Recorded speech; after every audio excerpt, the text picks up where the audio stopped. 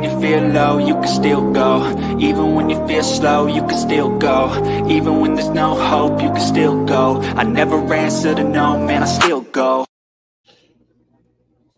Live on my YouTube channel, Thursday evening, June 26, 2025. I'm Rich Mancuso. Welcome once again to Keep It in the Ring. The next hour or so or more, a lot to talk about as always. And my friends, thank you for your continued support. I'll bring Tommy D in a moment, co-host with me as always, my esteemed colleague and good friend. And, of course, the boxing schedule. Scroll at the bottom of your screen. Reach me, Rich Mancuso, my social media at the bottom. You see it, X Ring786, Facebook.com, Rich Mancuso, also on Instagram. My content always on LatinoSports.com and among many of the outlets I write for. And, of course, it's you. We want you to comment. So comment as we go along on the program tonight. Like, comment, and subscribe to my channel on YouTube. And also String Punk Entertainment. We're all on the AGT network. And I don't know if we're on Facebook Live tonight, but subscribe, like the Keep It in the Ring page also on Facebook. Appreciate that as well. Already, BYO, thank you for commenting. Hope you all do tonight as we get this going. And we're going to look at this. We're looking at Canelo Álvarez and Terence Crawford. We'll get into that. Adding more hype to a fight that doesn't need it with a push and shove. We'll get to that. The BBC in Top Rank, the latest update on that. They might be working together real soon, as early as September. Deontay Wilder this weekend on the comeback trail, trying to get another heavyweight championship. Will he get that?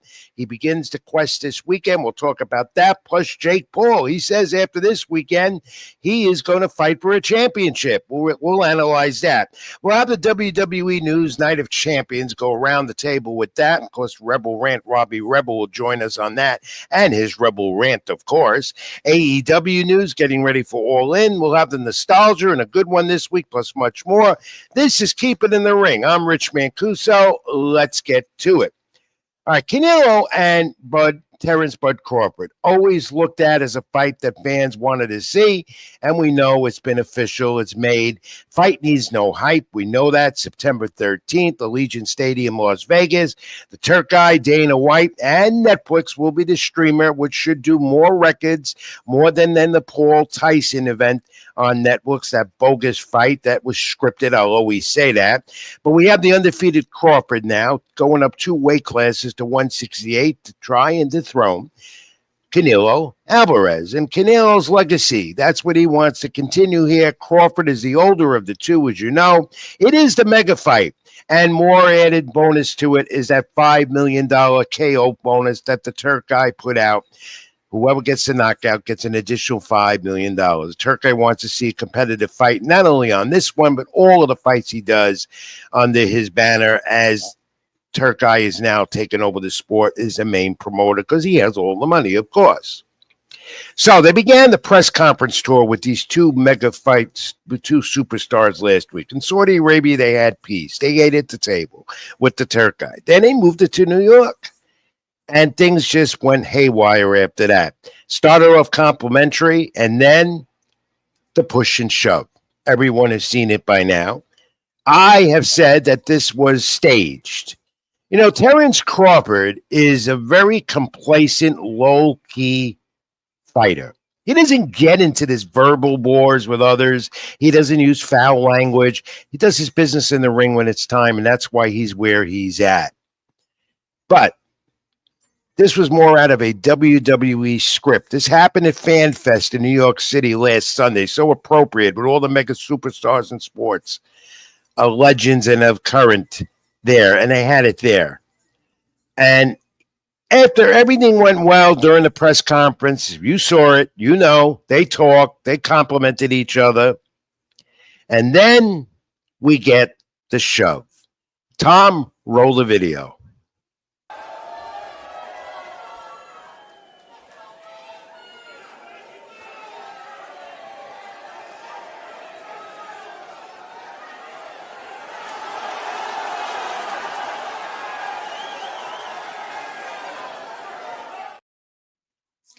Now, take it the way you want to take it, but to me, this was a script for a fight that needs no hype, And no doubt now is going to get more hype because now you have that animosity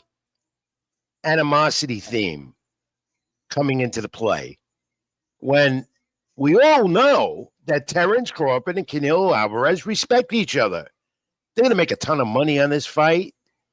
That's why they're doing it. The Turk guys got it, put it up, and they're going to get even more with all the incentives and stuff. And for supremacy to see who the better fighter is. They both have exceptional skills. They both have created their own legacies in a sort of way. Of course, Terence Crawford had unified the titles at 147, went to 154. Now he's going to 168. Canelo Álvarez, what else can you say about him? He's a Mexican icon. So there is respect between these two top fighters in the world. And then you get the push and shove, which to me was scripted. I looked at this more than once. I just looked at it again, and that to me is what it looked like. A TKO endeavor with Dana White. He's the official promoter of this event. He likes this stuff coming out of the UFC. It's his first boxing event that he's promoting. And you know, this is going to be a record-breaking fight. Doesn't need the hype.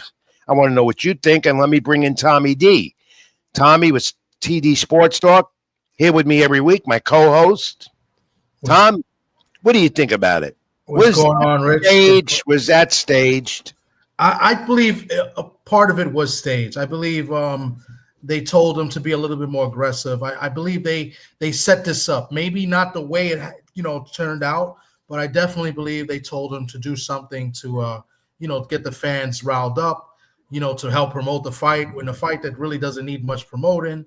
No, because they were just at peace days before. You had Crawford talking if they were booing him, so he was kind of engaging with the fans or the people there. Saying that he was gonna I forgot what he said about the Mexican fans. He was saying he was gonna make them hate him or cry or whatever the case may be. So I think there was a little added script or kind of like kind of like Curb Your Enthusiasm, Seinfeld. Like they said, do this and kind of build it, build the fight up a little bit more. So, but definitely, yeah, they were just at peace. Weeks before they ate together, they were in the ring together weeks before. Chumming it up.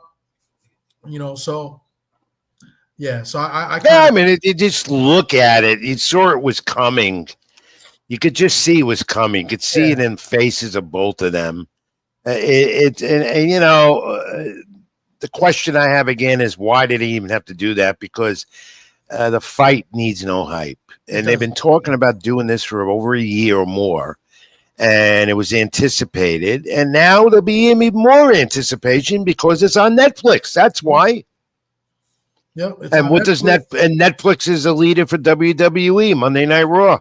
It makes total sense. It was WWE scripted, you had TKO, that's kind of like what they do, and there's no need for it. But look, we got to fight. It's being promoted early. We got to wait 3 months, pretty much, almost 3 months to this fight. So well, let's enjoy the fights that are happening now in July coming up, and eventually we'll get there and they'll hype it up again. But what I did like about the press conference, you got to see the size differential. Yes, Crawford looked a little bit bigger than he does. And there's also the ring is going to be a bigger ring, so and that's going to enable also Canelo can't run away from him. It's a bigger ring. You're going to make the ring a little bit smaller. So smaller. Small. Usually the ring is bigger. You're right. Thanks for correcting me. Speaking of small rings, if it's like the ring that was in Newark this past Saturday. There's nowhere to run. That was one of the smallest rings I've ever seen. It was supposedly 14 by 14. So, and that was real small. There was no way. So there's a lot of details with this fight. The ring being one thing, the height advantage here is the other, and most of all, Terence Crawford going up 2 weight classes. Can he handle it? Now he handles his weight well. He never came in the ring at 147 or 154, so 168 to him is not going to be an issue. It might even come in heavier than that, and power is not an issue with him. He does have that, and Canelo's skills have declined a bit in his last few fights. He's had to go the distance. You can read my analysis on latinosports.com, how I feel about all of this. But regardless, Tom, it is a mega fight and a mega fight in this era of boxing. Yes. I everything you said about Crawford and, moving up, I think he could withstand it. The question is going to be, can he take a punch at that weight? Canelo's been fighting at that weight. He's strong at that weight, so can he take a punch? He's going to get hit.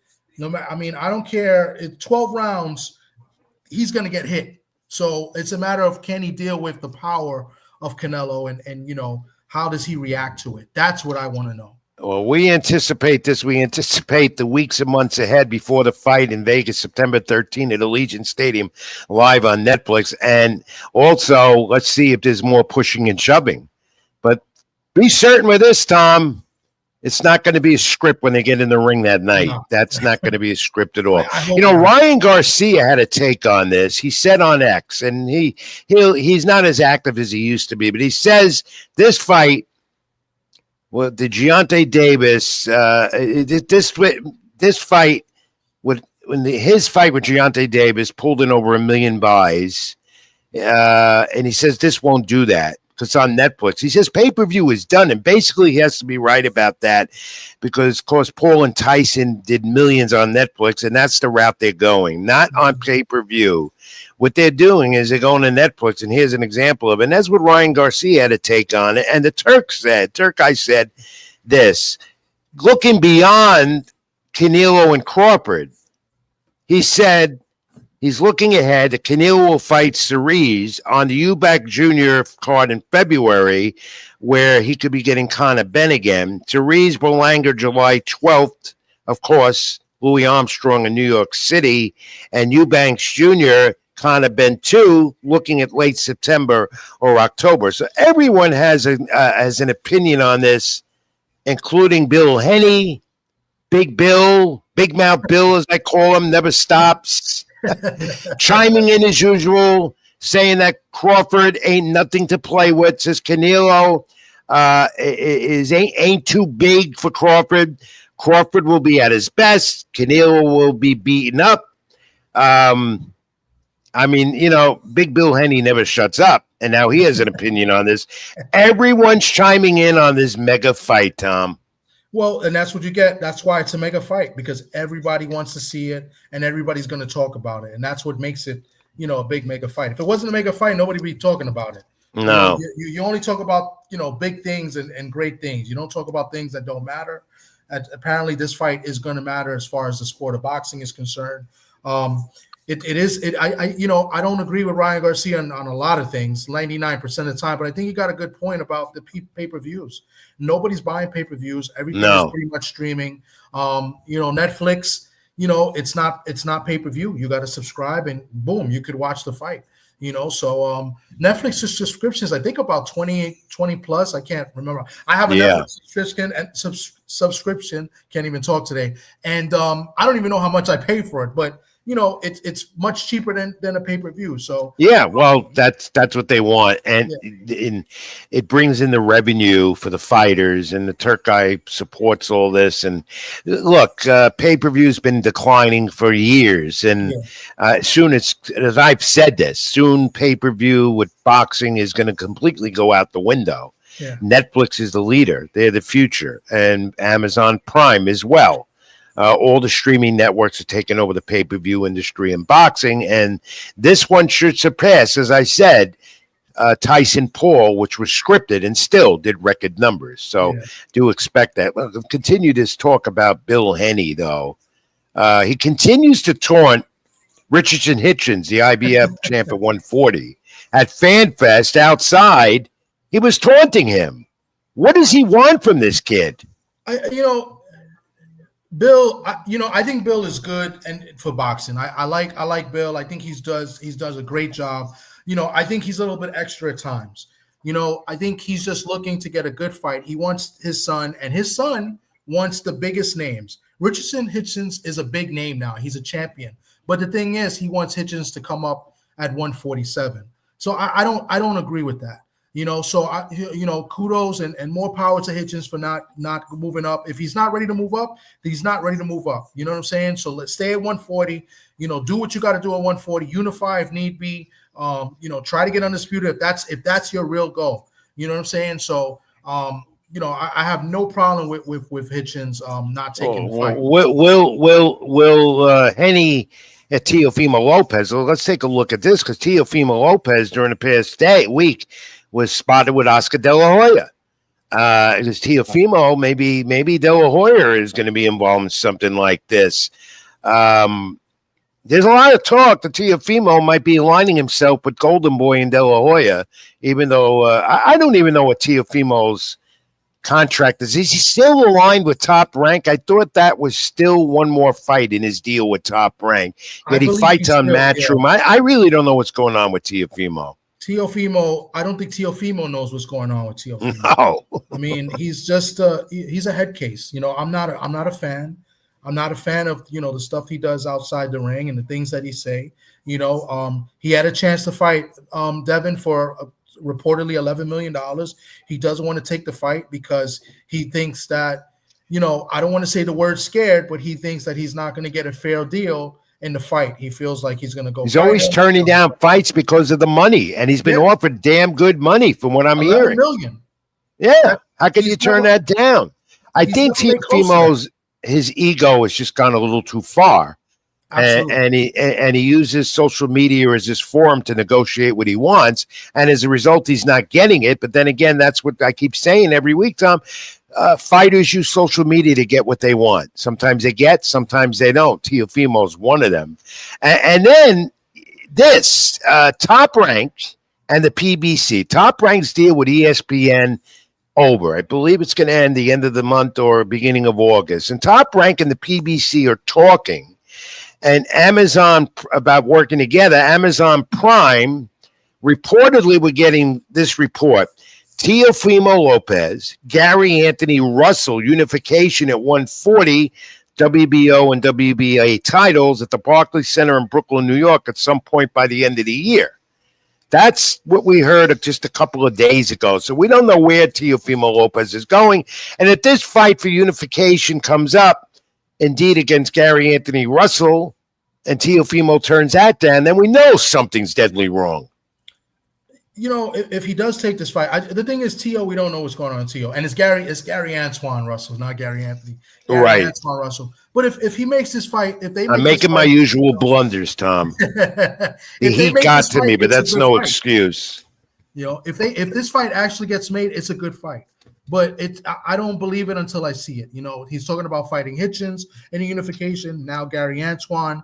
Let's just make a fight and let's see what happens. Because right now, who knows what Teo's going to do? He's pissing away his career right now. He is. He really is, because the names are there in front of him. The money's out there for him, yet he keeps turning everything down. And yet he wants to take over. Does he take over 140? Does he go 147? To be determined. We do know this last Saturday, Tom Wofford 360 Promotions continues to propel his champion, undefeated 14-0 junior middleweight, Kaleem King Walsh. Bad cut in the second round, right eyelid. The fight was waved off. Walsh had his vision impaired. 1 second into the fifth round, went to the scorecards. He does get the unanimous decision, 50-46 three times over Elias Espadas. The 24-year-old Walsh said he was disappointed, wanted to continue, but handled the adversity. Wants to be on the Canelo Crawford undercard. He wants to be on that card.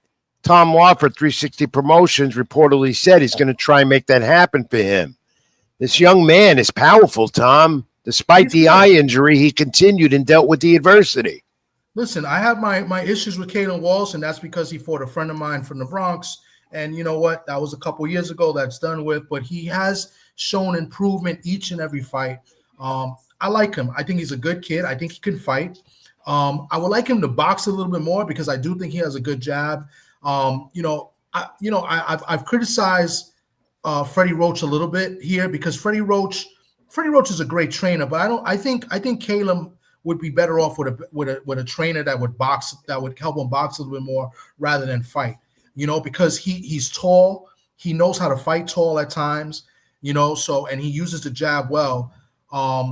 Improving. So now he calls out. They've been back and forth. Fernando Vargas Jr. And that's a big fight. Fernando Vargas Jr. is undefeated. I don't think he's as good as his father, but hey, they're both undefeated, quote unquote prospects, right? Or somewhat contenders. Let's let one of those O's go and let's see what they really got and let's eliminate one. So I have no problem with that fight. Dana White should be able to help make the fight because he helps 360 Promotions. So, UFC Fight Pass too, yeah.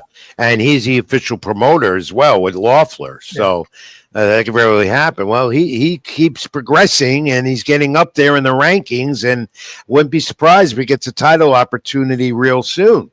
He's got the right people behind him. Like in my opinion, what they should do, let him fight September, get the pay-per-view. Now he gets more eyes on him at the pay-per-view and the undercard, right? And then if Xander takes care of business in July, mega fight next year in the Garden, Puerto Rico against the Irish, right? Yeah, that two of the biggest fan bases. In the main arena, not in the theater, because you brought up a good point. You brought a good point up because Walsh has a tremendous following with his Irish fans. Yeah, absolutely. They pack the theater every time in the Garden in New York, every time he's been there the last 2 years. Yeah. And he brings them in. I mean, he fights Zayas. That's 19,000 in the main arena. That's huge. So they gotta, if they could build that up, that's a huge fight. And if they're both still undefeated and for a world title, I think that's a huge fight. Yeah. It's better than seeing Jake Paul, and we're going to talk about him in a moment. All right, Tom, let's move on. You were at a top-ranked ESPN Plus Credential Center in New Jersey last Saturday before a sparse crowd, far from being sold out. A 23-year-old Vito Melenicki, nearby Roseland, New Jersey, he knocked down Kamil Gardazek, 19-1, 10-round fight for middleweights. And now we got to ask him, what did you think of his performance Saturday night, Vito?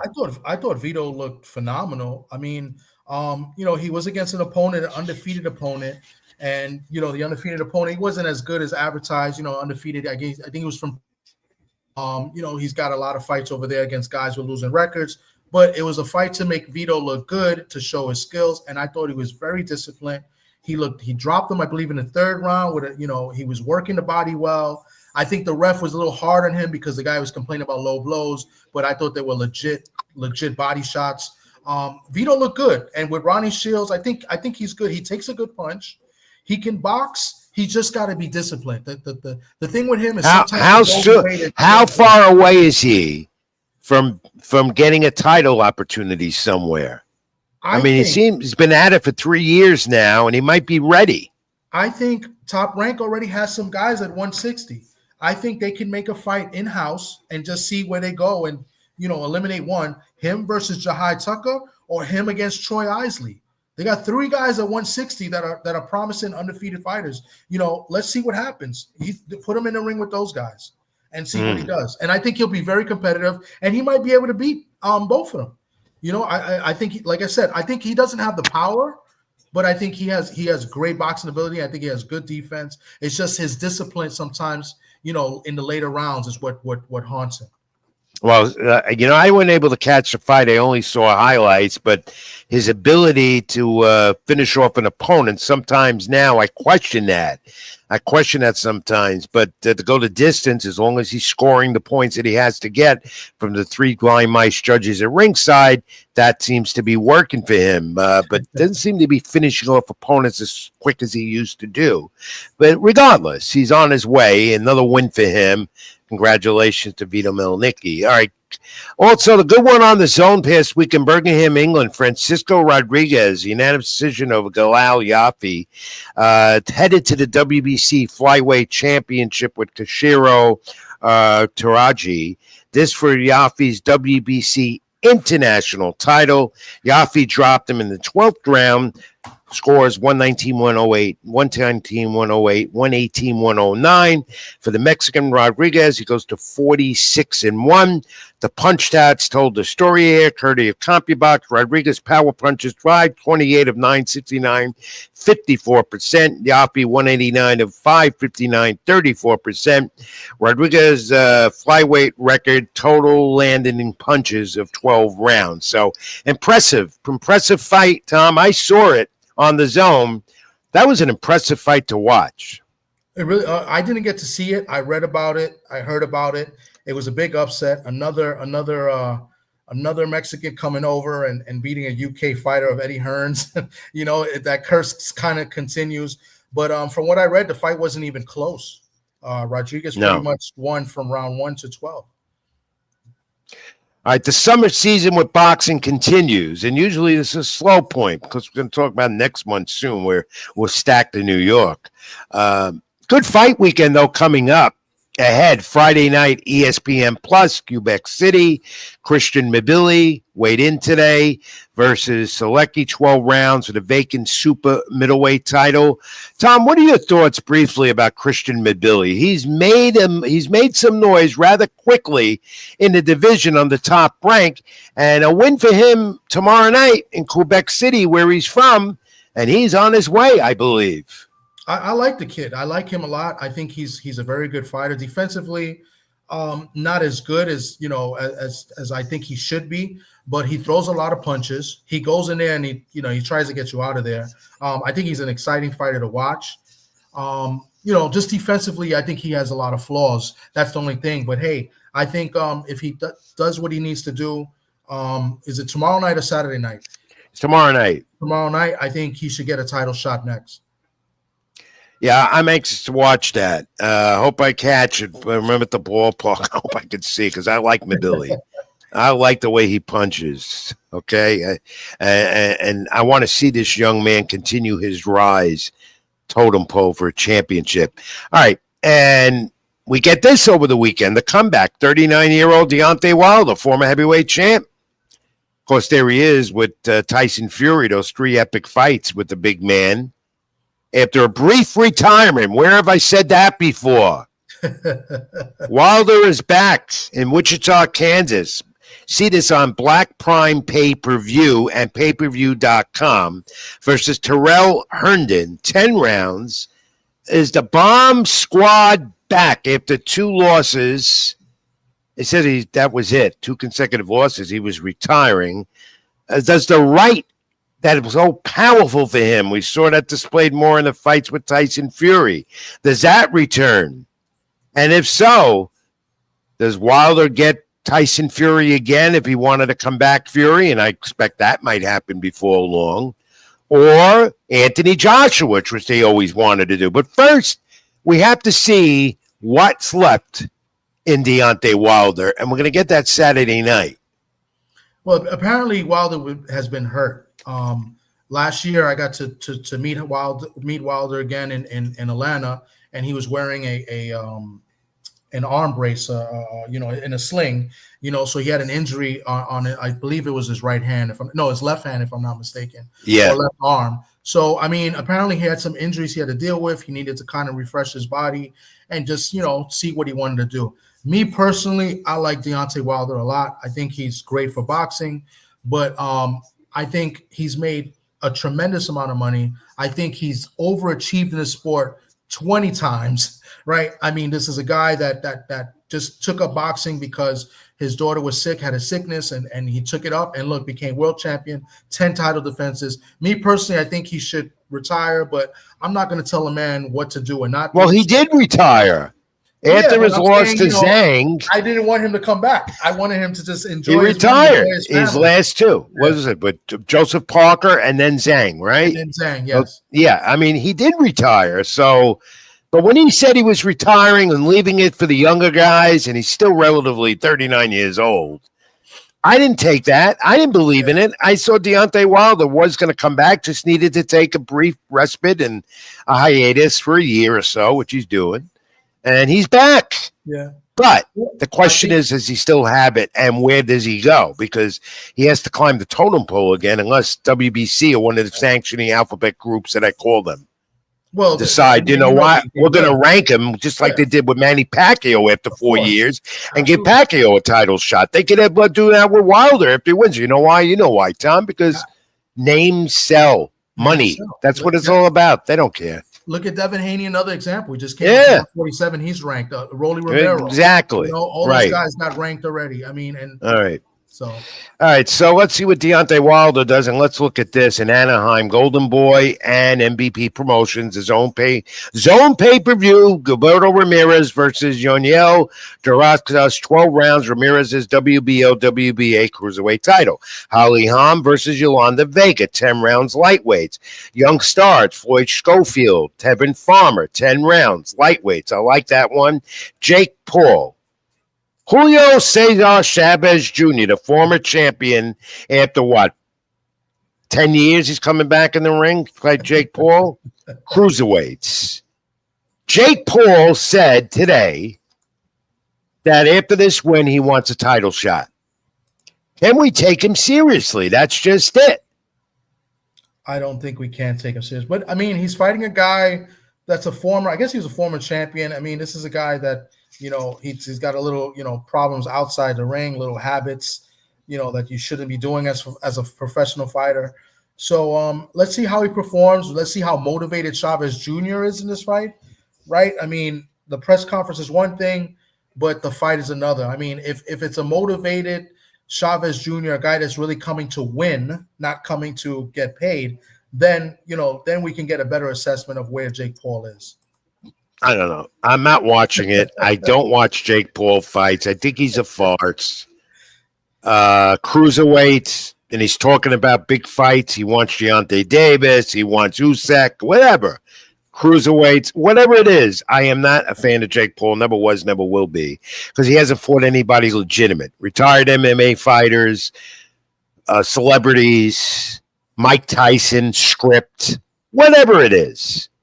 So I'm not looking forward to it. Gilberto Ramirez, though, I want to see him if I tune in. And how about this? Jose Benavidez Jr.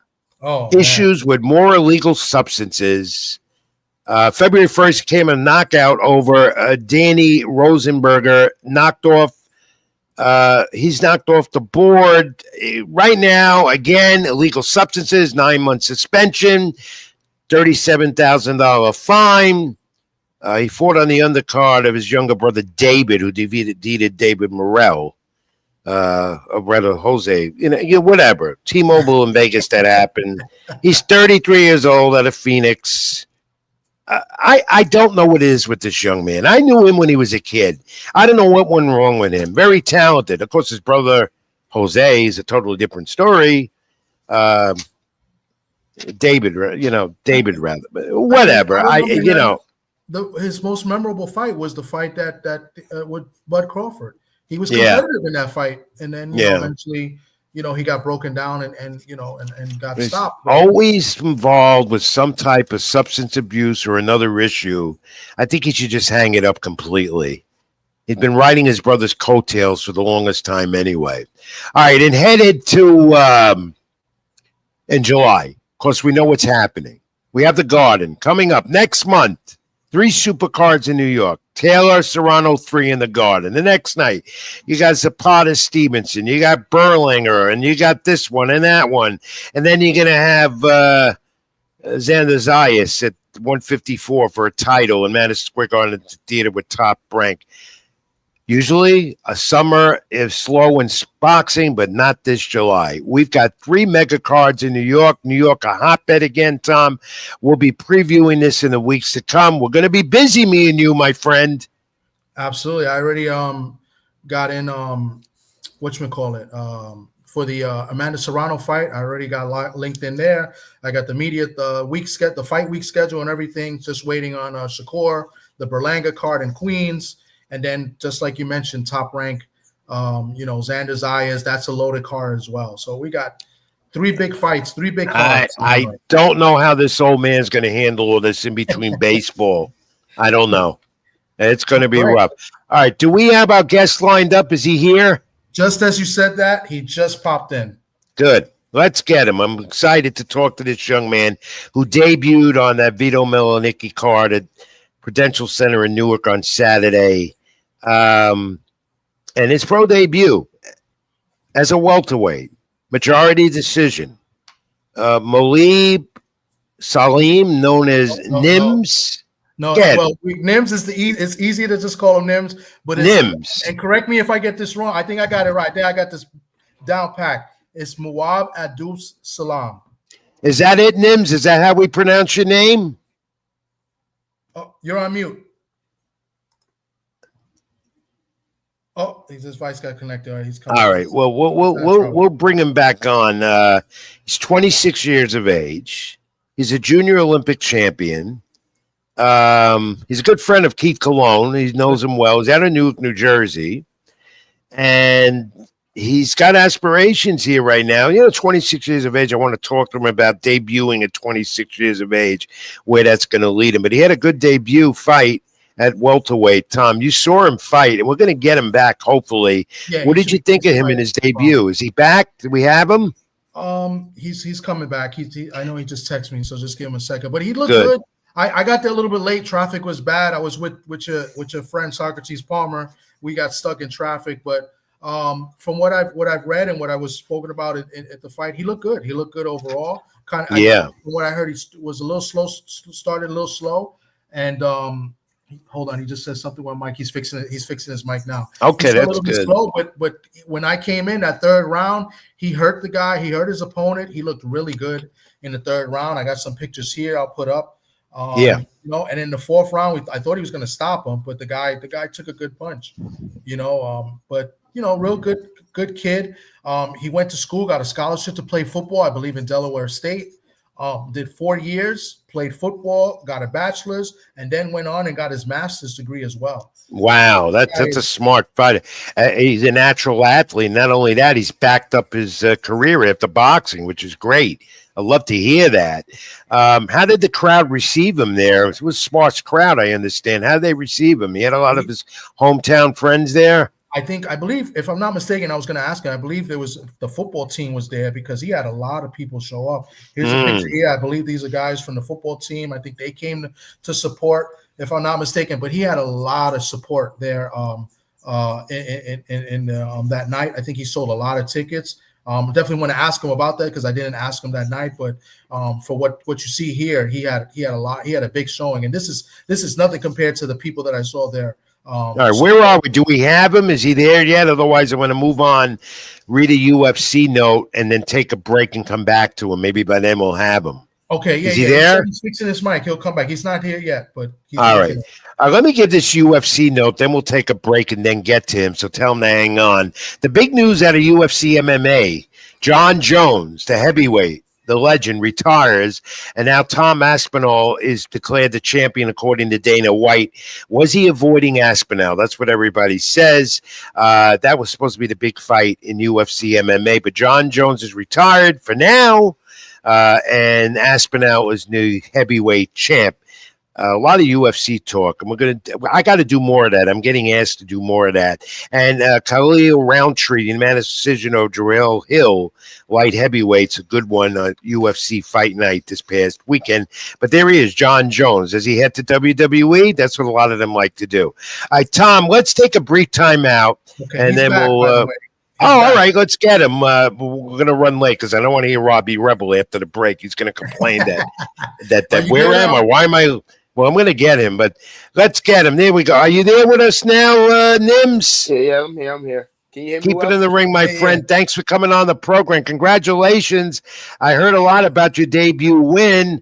How many people were there from friends, family that came to watch your debut? Firstly, I want to say thank you. I appreciate it. And I feel like there's about over 350 people there. Yeah, me. I told you. For me alone, yeah. Over 350 people. Wow. How did it feel fighting your debut in your hometown? It was surreal. It was a surreal feeling, surreal moment for me. I grew up coming to the Prudential Center, always at the Prudential Center watching those fights. And I always wanted to turn pro in boxing, and then finally getting the job done, and finally for it to be there.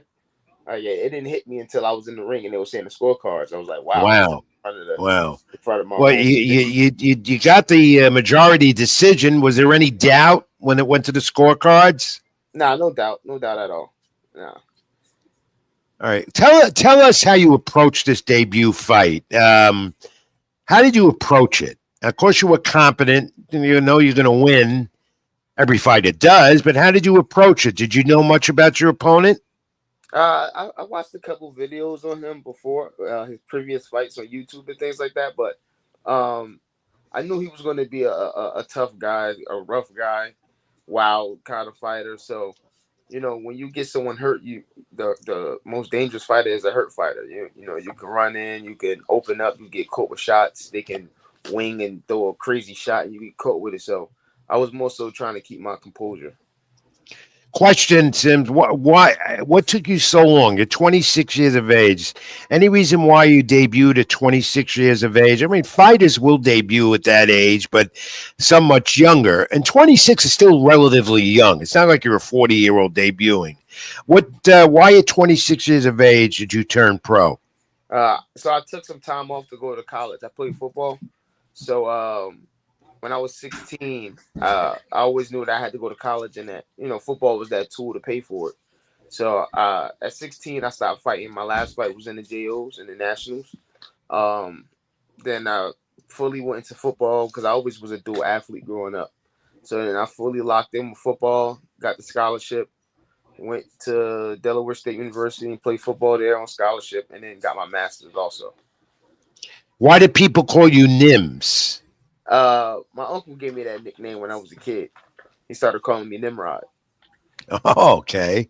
Yeah. Well, no disrespect, but it's easier for me to call you Nims than by your real name because I have trouble with names. Everyone knows Rich Mancuso has trouble with names.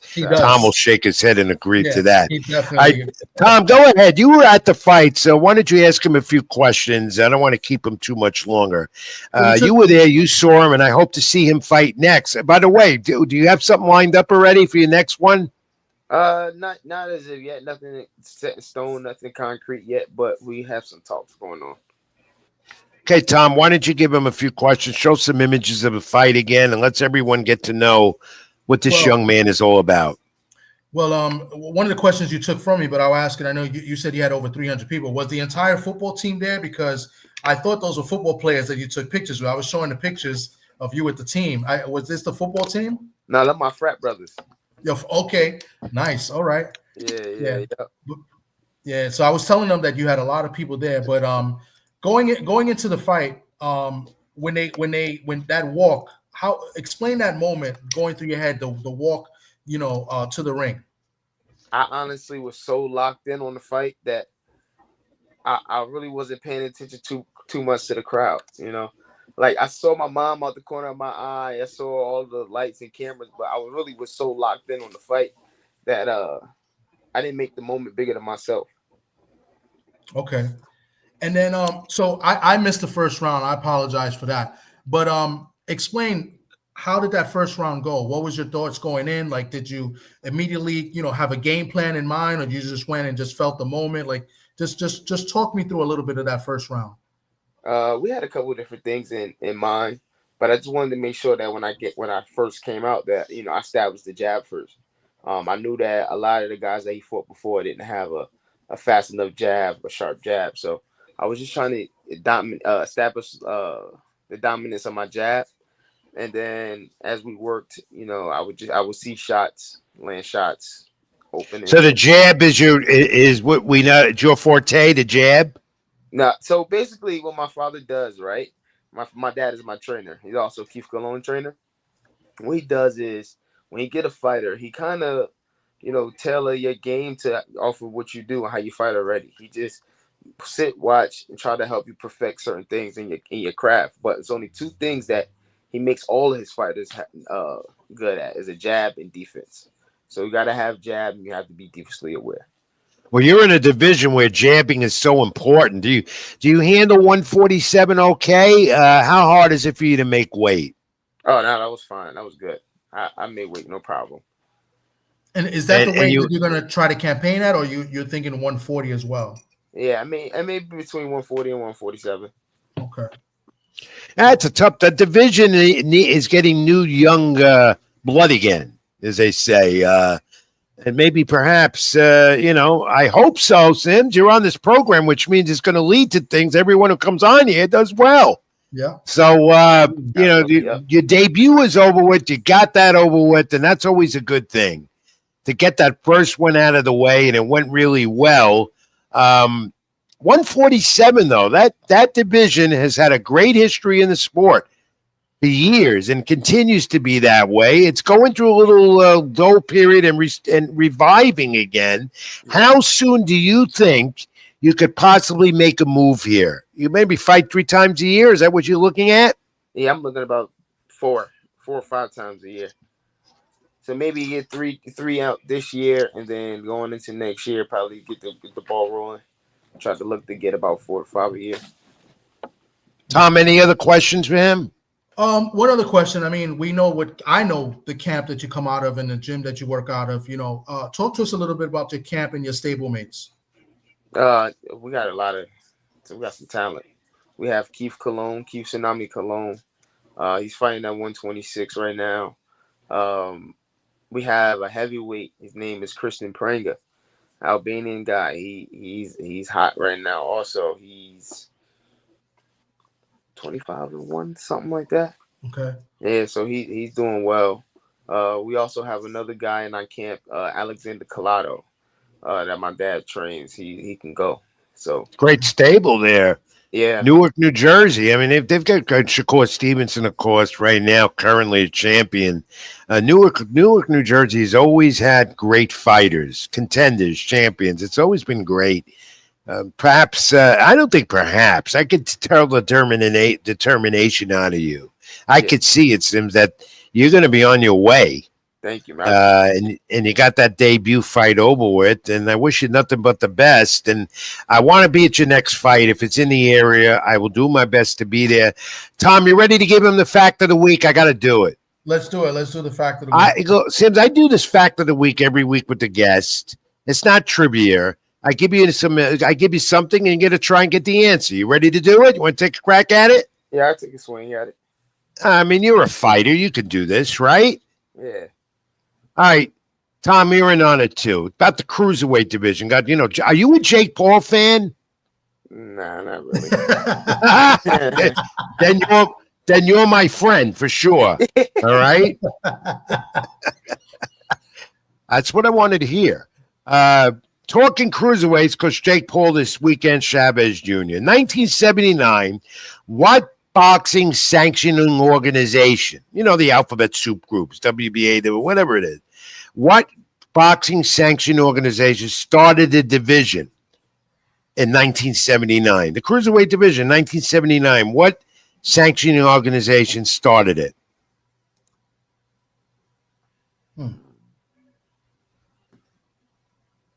Would that be the WBC? It was very good. Nice. You got it. Congratulations. Yeah. You got to give him some type of fanfare music, Tom. Oh, he got it. I wish we had a music, but because nobody really gets these questions. These questions are usually pretty hard. Well, you got it. He got it. Yeah, the WBC started the cruiserweight division in 1979. The WBA and the IBF followed.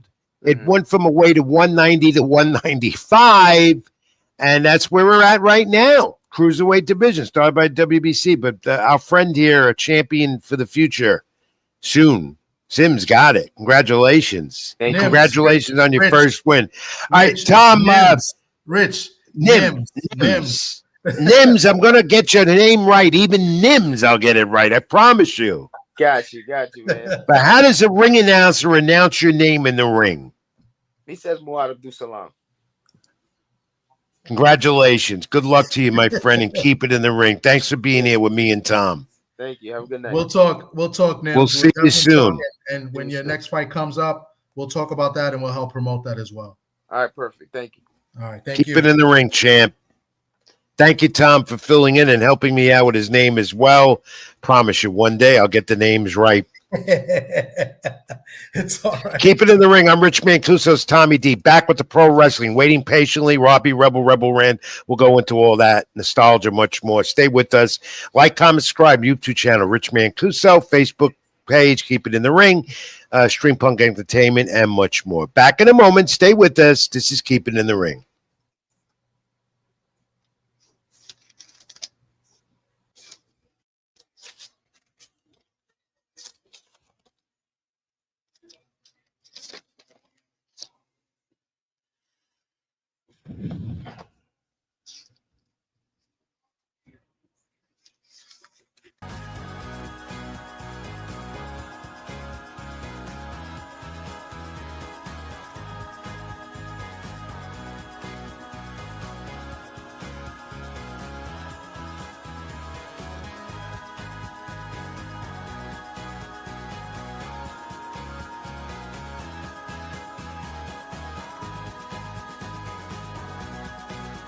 Even when you feel low, you can still go. Even when you feel slow, you can still go.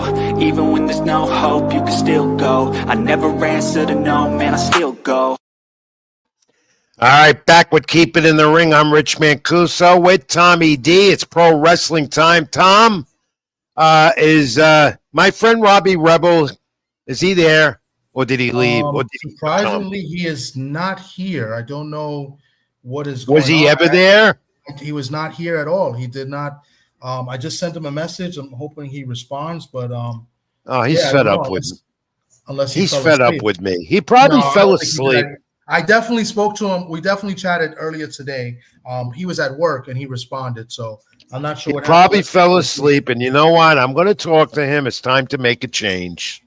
I'm going to have to get someone. I'm serious. I'm going to have to get someone else. I mean, that's all right. That's why I love him. But, and he's got to wait, and I got to wait. I know he's asleep, whatever. And I love him. But anyway, let's go to the pro wrestling, Tom. Me and you will do it. WWE, a lot of news. And of course, they had to do this. He's not Ron Killings again. He's R-Truth again. R-False. They're calling him R-Truth. What? They went through all that, and he's R-Truth again. Rich, that's not even the major news of the week. The major news of the week is Chad Gable got hurt. That's that too. We're going to get to Chad Gable. Time. He's out to whatever, which means we don't get to see El Grande Americana. That's my favorite wrestler. I can't. That's what really hurts. That's the big news of the week. Unless they decide to do this, they bring someone. Chad Gable's hurt. Then they bring El Grande Americana in, and then that there goes all the talk that they're the same one. Yeah, I wonder if creativity will do that. I wonder if they'll decide to do something like that. But Chad Gable's hurt, undetermined how long, and no El Grande Americana, or at least for now. I'm not complaining about it. I am. I'm not complaining about it. R-Truth is now R-Truth again, which makes no sense. What else? The Wyatt Six. We still don't know what direction they're headed, but I think Alexa Bliss eventually will be a part of them. And now let's send our attention to Night of Champions, Saturday afternoon, Saudi Arabia on Peacock. There was a lot of talk they weren't going to go there because of the ongoing conflict in Saudi Arabia. It might be a place they're not safe, but they decided, let's do it. They're going to be there, and it's all scheduled. And let's go through this, Tom, because it looks like an interesting card, which will obviously lead up to SummerSlam in August at MetLife 2 nights in New Jersey. Jacob Fatu and Solo Sikoa for the U.S. title. That's gonna lead it off. What do you think? I think there's going to be a new member coming in to maybe help Sikoa, because it's obvious that Fatu and Sikoa are not on the same page, and that's why we're at this point. What do you think, Tom? I think they have U.S. title. They have to do something where Solo gets the win, because he's been losing. He's lost clean pretty much his last big feuds. To Roman Reigns, to Cody. Like he hasn't, so if he loses again, his whole gimmick, and they'll probably put him away for a while. So I think to keep his character alive, I think he needs a win, and I think Solo gets the win, and like you said, maybe they bring in a new member to help Solo out. All right, so Dom Mysterio, reportedly Dirty Dom, is hurt, so they scrapped his match on here with AJ Styles. So in comes Rhea Ripley and Raquel Rodriguez renewing their feud, and that's going to be something leading up to SummerSlam, no doubt about it. Of course, Liv Morgan is not around, so Roxanne Perez and Rodriguez, they're probably going to be the tag champions, and then Liv will come back, and there'll be a whole thing about that. In the meantime, Ripley, my favorite, against Raquel. Who do you like? I don't know. That's tough. I think they just that's another one that's been kind of losing a lot too. But I think Rhea Ripley goes over. I think they'll put up a good match.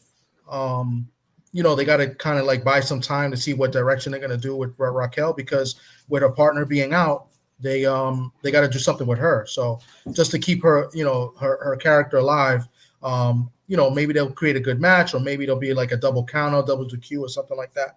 But be interested to see what they do with her character moving forward. Obviously they're going to strip them of the belts.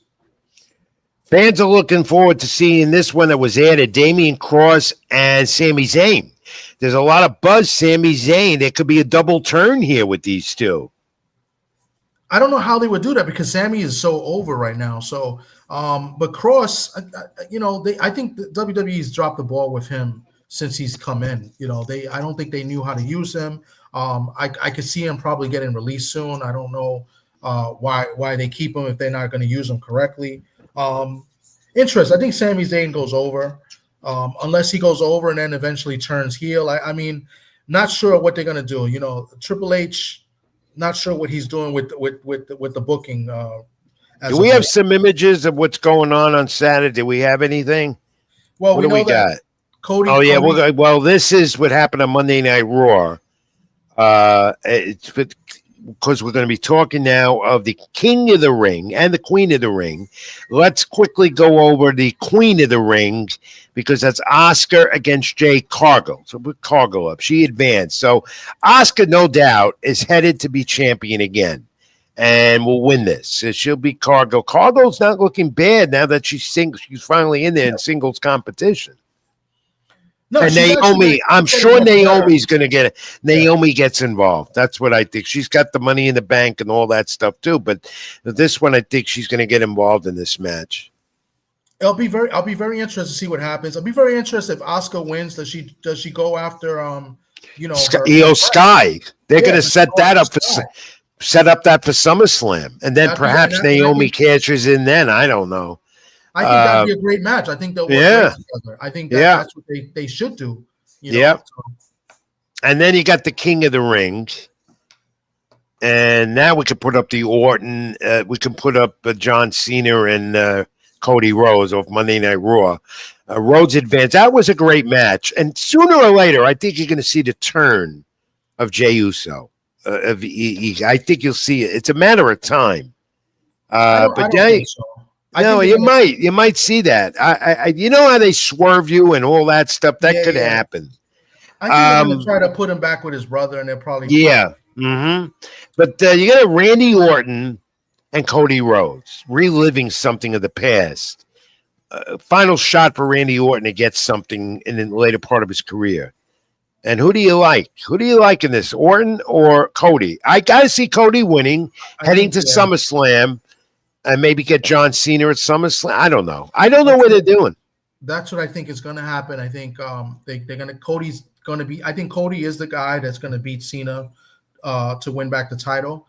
So I think Cody goes over in this one. But I wouldn't be surprised if they give Orton another shot, and he goes over somehow, or there'll be some interference to help Orton win, or maybe Orton turns heel. Maybe somebody comes in and he turns heel. I mean, he's been heel many times, but this is this angle, this gimmick, this new faction. Put it up with Paul Heyman and the Money in the Bank briefcase with Seth Rollins and Baker and Born Breaker, and what was the other guy?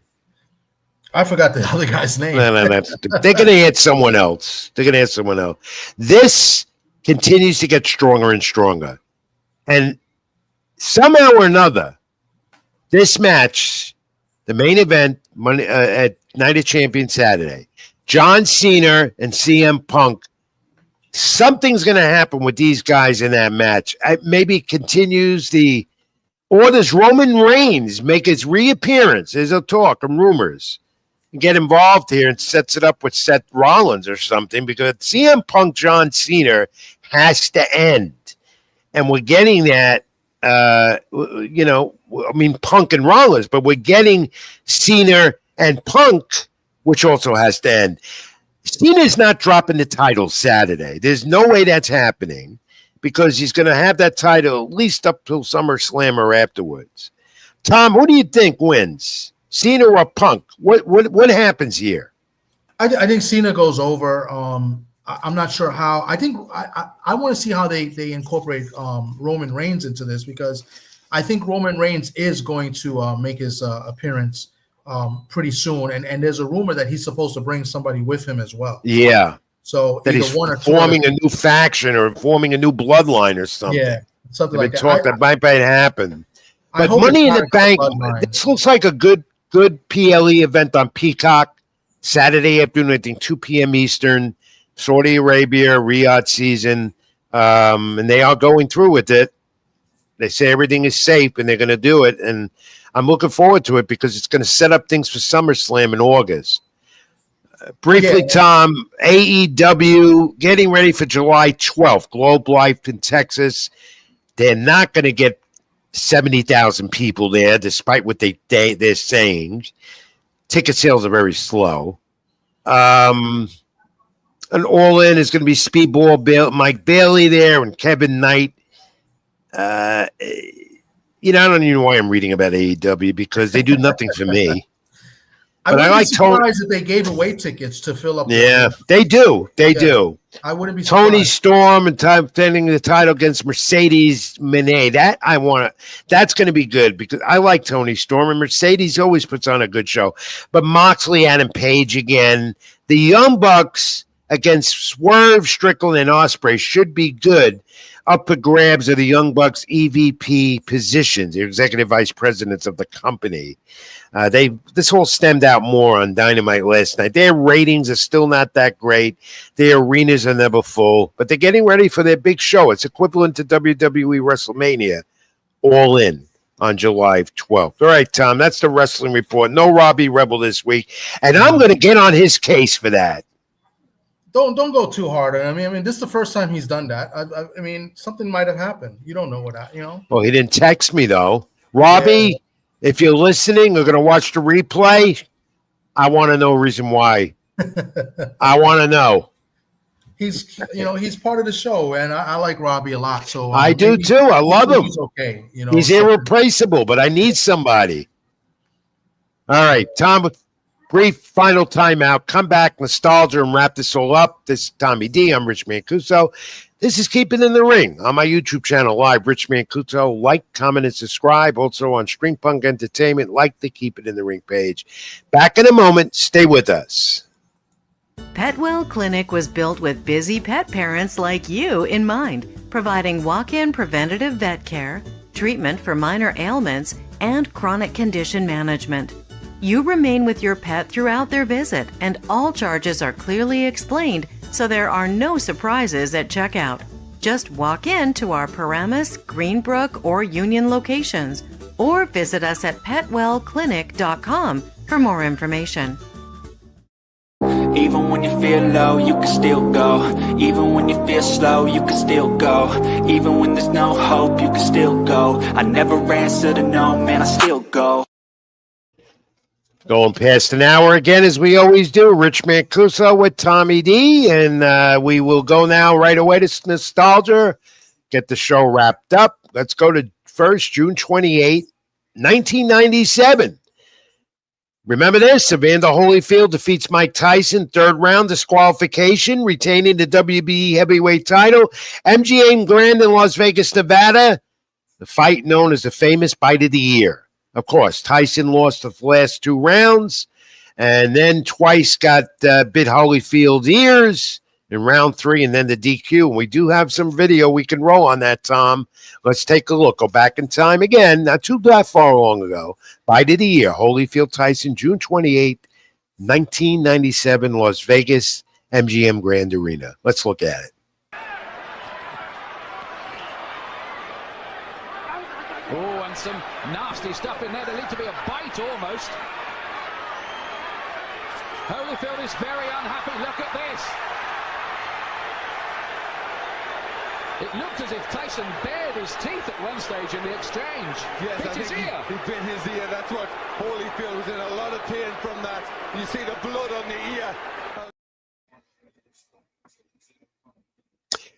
Yeah, that fight will never be. That's something that's in boxing history. Never forget it. Tommy D, do you remember that? Yeah, I remember it like it was yesterday. I think was still stunned at how, of course, the two of them they made peace with each other. Fighters always do that, but we're still stunned every time you look at that footage and you say, "How the heck did that happen?" You know, but that's how Mike Tyson was. He didn't care how to get a win. In this case, he took a bite of his ear. I think he was very frustrated, and Mike is Mike, and frustrated. I think he was complaining about the headbutts. And I think he had a little cut over above his right eye, if I'm not mistaken. I think he was frustrated with that. And then what we didn't see, I believe, that was the first bite. He bit him twice. I think he went to the second bite, and then that's when they, called the DQ. Yeah, and to this day, I covered that fight. I don't remember now if he got suspended. I don't remember. He got suspended for a short period of time. It wasn't like it would be now. Yeah. But it's still incredible. I remember being at ringside and we were looking at this and going, we couldn't believe it. We could not believe what we saw. And back then we had writers. We actually had writers at ringside. No YouTubers, no blog. We were writers reporting on this as in real time, watching this and saying, we got to see that again. Yeah. What the hell happened here? And sure enough, here's Holyfield afterwards, and he showed that his ear was bit, and it was off. Yeah, it was. And what's crazy is that Mike was a big favorite in that fight. Nobody expected Holyfield. There was some few people that thought Holyfield would beat Tyson. Yeah. But Mike was a huge favorite, and Holyfield handled him easily throughout the whole entire fight. Crazy. Just one of those crazy occurrences in the great sport of boxing. That's one of them right there. And you'll never forget that. You can never forget something like that because it just doesn't happen. And when it does happen, how could you forget about it? You can't forget about it. Thanks for all the comments, everyone. You've been great this week, and we didn't get to you, but we appreciate you commenting and joining in with us. And finally, Tom, let's wrap this up.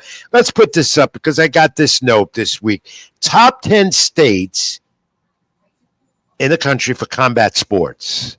And I get these tidbits. They come to my attention every once in a while. Look at this. Combat sports, of course, you're talking about MMA, pro wrestling, and, of course, boxing. And here are the top 10 states. Surprised me. California, number 1. New York, number 2, which surprised me because we're just getting back to being a hotbed of boxing. Yeah. But New York came in number 2. And Texas, but this surprised me. Look on that list, number 8. Nevada is 8th. Usually Vegas, Reno, whatever, especially Vegas, has always been Sin City, fight capital of the world, but it comes in number 8. Yeah, I'm really surprised. Hawaii, number 4. Yeah, when do you see fights out of Hawaii? Hawaii, number 4. That's what's brilliant. I should have never put this up. I get the top 3. The top 3 do make sense. I would think Jersey is number 5, but Hawaii really shocks me. Yeah, that shocks me. Yeah, Massachusetts. And what shocked me again was Nevada being number 8. That shocked me because there's fights there almost, if not every week, every other week. Yeah. Whether it be the major card or an undercard or something else. But they go, I don't know. According, this came from a report. I forgot to get who the source was, but I get these crazy emails and I figured, let me put this up. I thought this was interesting. It definitely is. I'm still shocked by Hawaii. Yeah. Yeah, that's a crazy list, but it's there, and according to them, it's valid. And on that note, we wrap up Keep It in the Ring this week. Tom, any final thoughts? No, I mean, we got some decent fights this weekend. I mean, yeah, Jake Paul is fighting, and you don't like Jake Paul, and he's fighting, but the undercard is pretty solid. So I look forward to watching the undercard. I do hate when there's boxing and then there's wrestling at the same day. So we got to kind of rotate, because I think the Saudi Arabia card, I think it's going to be at night. I think they pushed it late. Socrates was no, it's 2 p.m. Eastern. Remember, there's a big time difference. So then Socrates wrong. Socrates telling me that they were going to put it at night. No. Well, maybe they're pre-taping it, but I doubt they would do that. But then again, you might be right, because they would do that, and their time would be early in the morning. Yeah. If they did that, you might be right about that. Socrates might be right about that. I gotta check into that. We got to check into that. But yeah, I hate those conflicts. I can't stand it. But I'm not watching Jake Paul anyway, so I don't care. But the other card is good. I mean, you got Tevin Farmer and Kid Austin. That's the only fight I'd like to see, and I'd like to see Zuro Ramirez in his cruiserweight title. I like him. I always did. Too. That he's fighting a Cuban that has power. Yeah, but I think I'm gonna bypass. I want to see Christian Mabili tomorrow night up in Quebec. Yeah. Let's see what he continually can do in the division. A young superstar with top rank. So that's it. And then we're gonna move along, because we're getting into July, and I'm looking forward also to Pacquiao's comeback, as much as I don't want to see it.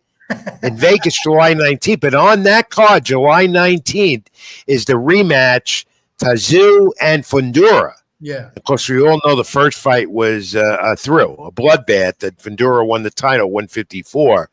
That's on that card in the 19th in Vegas. And, of course, we got the 3 in New York. That July's going to be crazy and hectic. And as far as next week, we know it's July 4th holiday week. And July 3rd would be a week from tonight.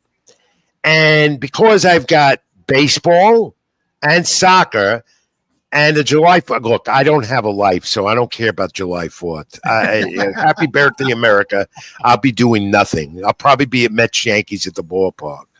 But July 3rd, but that night I have baseball or soccer or both. So, Tom, it's going to be your decision. You can host a show, fill in for me again, go solo, do whatever you want, or we take a week off, revamp, and come back in 2 weeks. If you we'll let everyone know, right? I'll let you know, because it's not only America's birthday next week. It's yours truly's birthday 2 days. Oh, yes. So July 2nd is my birthday. So I'm going to see, maybe we do a birthday live, and maybe I'll do something on the Keep It in the Ring program. Yeah, we'll definitely have a birthday cake for you somewhere. Okay. Yeah. So we'll decide. Watch to Keep It in the Ring YouTube. Watch my YouTube channel, Rich Mancuso. Get me on Facebook, Rich Mancuso, X, Twitter, Ring786, Instagram, and also all the other outlets. And even Tom, where did they reach you? You're on the air as well. And how did they get you on social media? So fans will know where Keep It in the Ring will be next week. Well, next week, I look to do the show probably on Thursday again. We'll try to do it Thursday, but you can reach me at TD Sports Talk on YouTube. You can also catch me every Sunday on Ring Talk Worldwide with Pedro Fernandez on the Sports Byline USA Network, on the radio, also on Twitch. And, we got a couple programs that we're doing. The Tales of the B-Side. We got another interesting one this Sunday. I've seen it. It's very good. We had one this past Sunday. It was pretty good. These are tales from B-Side, guys that have been on the B-Side, and, educational as well, letting, younger fighters know what to look out for. So, that's pretty good. And we'll be back tomorrow night. Friday Night Sports Talk. We'll be back tomorrow night with your best friend, Socrates Palmer Jr. Yeah. And my man, D Free as well. Yeah, I'll look forward to seeing that. I'll be at the ballpark and at Yankee Stadium, but I'll make sure I tune in. Tom, have a good weekend. Good week, my friend. Thank you as always. Thank you. I appreciate it. Thanks for everyone, and thanks for everyone for watching. Of course, it's Keep It in the Ring every Thursday here live on my YouTube channel. Like, comment, and subscribe. I hope that if you haven't done that, you do so. Thank you all for commenting. As I always say, God bless, keep well, be good to each other. And until next time, Tom, what do we say? Keep it in the ring. Keep it in the ring, everyone. I'm Rich Mancuso. That's Tommy D. Thank you. See you soon. Even when you feel low, you can still go. Even when you feel slow, you can still go. Even when there's no hope, you can still go. I never answer to no, man, I still go.